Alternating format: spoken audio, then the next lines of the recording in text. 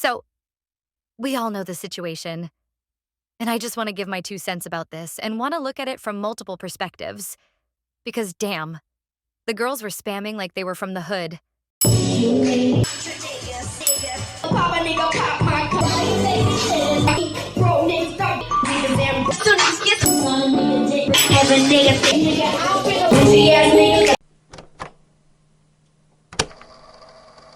I want to look at this from the point of Black people, Black community, and Black culture first, because those were the ones who are harmed by this. Those were the ones whose cultures were exploited and appropriated for the growth of K-pop. And those were the ones who have never been appropriately apologized on a large scale. The first thing I want to say is that when Black people address this, criticize this, and express whatever emotions they feel, either angry, disappointed, offended, or finding it funny, don't police them and listen to what they say first before bringing up any excuse. I'm saying this to all non-Black K-pop fans, especially the Blinks. Uplifting Black voices and not talking over them will be the only way to appropriately address this problem from the root and on a wider scope. Because when has ever an idol's career been canceled or slightly affected for saying the N-word? Like, literally, tell me one time. That's why whenever they want to bring this up, even far in the future, they are justified to do it, especially when no apology was given. From the point of view of Black people from the general public, this was extremely offensive, and this does not give a good look at BLACKPINK, especially when all of the 3 members who said it are trying to make a career in the West. From the point of view of specifically Black K-pop fans, I felt like you guys already know that this has been a generational problem since the first generation. We all know that K-pop has been profiting off appropriating Black cultures, the box braids, Black faces, durag, and of course the N-word. I don't know if it's true or not, so correct me if I'm wrong. Despite knowing all that, there's still some negotiation from Black K-pop stans in becoming K-pop fans, because while acknowledging the problems, there are still aspects in K-pop that you guys love and enjoy. Still, to see the biggest girl groups in not just K-pop and in the world doing this, multiple times, must also be flabbergasted. And I feel so sorry for you guys.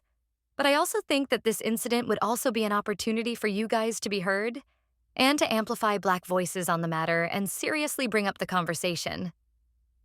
Because we all know damn well that K-pop is not just big in Korea or Asia anymore. They are a global industry, and every big company in K-pop always tries to have a bite in the West. And if they want to do that, learn how to respect the culture. So yeah, I have you guys to keep this conversation going, and well, at least I will try to hear you guys.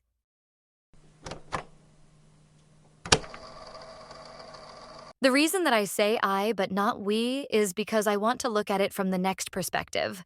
The Blinks, or at least the BLACKPINK enjoyers like me. Let's address all of the excuses and defend because, boy, some of them were wild. The most common tactic is the whataboutism. But CL did this and received no hate. BTS also did this 10 years ago. Giselle and Momo did this, by the way. I'm gonna hold your hand when I say this. They also have received criticisms when it's their time, but now it's BLACKPINK's time, and they deserve to be talked about and criticized at the moment. The world does not center your faves, and it's time to move out of your echo chamber. The second most popular one is infantilization. Like, they were kids when it was 15 years ago. They are Asians and didn't know the meaning of the word. It was the company that made them do this. First of all, most of the clips are at most 10 to 12 years ago when they were around 16 to 17. And while I do think them being young and being Asian can be an explanation of why they were ignorant and did this constantly, I don't think it can be an excuse to not demand an apology from them, even if a decade has passed by. And let's talk more about the Asian part because I was also an Asian. A Southeast Asian specifically. I'm so sorry for Black people because back in the day, especially in the 2000s and early 2010 on the internet, the words were thrown around so carelessly among the Asian community, and most of us were ignorant and didn't know its meaning. I'm not denying that there were obviously racist Asians who use it as an insult, but I'm saying that there's also a big room for people growing up here who didn't feel the such weight of the word to Black community in the West. I'm saying this as an explanation and not as a justification for them to do that. I think right now, the time of globalization on the internet is a perfect time to educate non-Black people on this. That being said, races are not the only ones at play here. Jisoo is purely Korean and currently doesn't have any footage saying it, so I'll pass it. Lisa is Thai and was only learning other languages like Korean and English when she was a trainee. But Jennie and Rosé literally grew up in the West, in Australia and New Zealand. They should have known this way better. Especially with Rosé, a lot of people were even more shocked and disappointed because she is not a rapper, just a girl with a guitar who often do white girl music and hadn't had previous records of doing it like Jennie. About the point of, the company is the one who should be blamed and made them do this. I want to extend this to the third point of view. I'm not going to argue that the song choice is the girls or the companies because, first of all, we don't know fully the behind the scenes. And second, even when we have a glimpse into the YG training process, like with the Baby Monster documentaries, it feels like a mix of both. What I will address, however, is that while having criticized the girls, rightfully so, we should also look at it from a wider lens and also shitting on the K-pop companies, and especially YG because from my experience, they and SM were the ones exploiting, disrespecting, and profiting off Black cultures the most.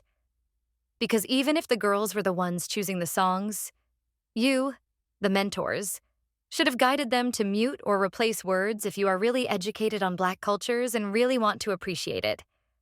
But instead, the word you censored is the F word, but not the N word.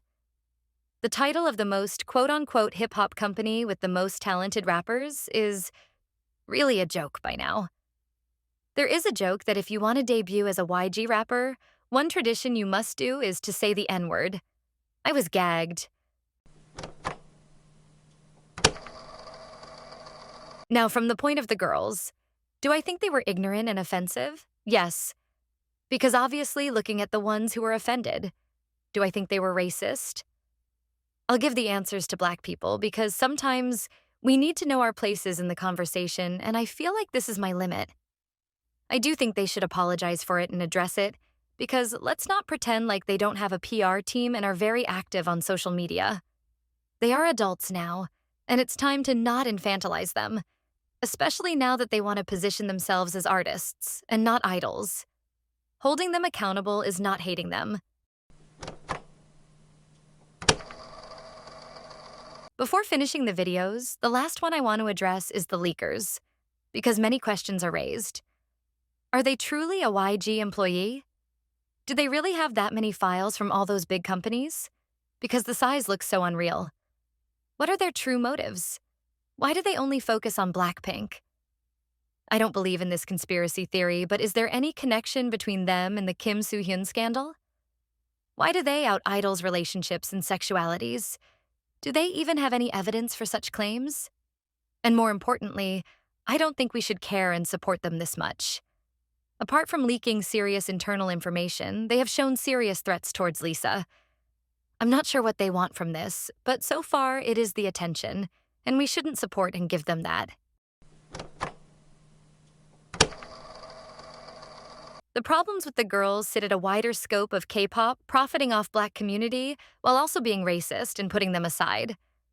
But positively speaking, I also see a change during the past decade of how this topic is brought on more constantly.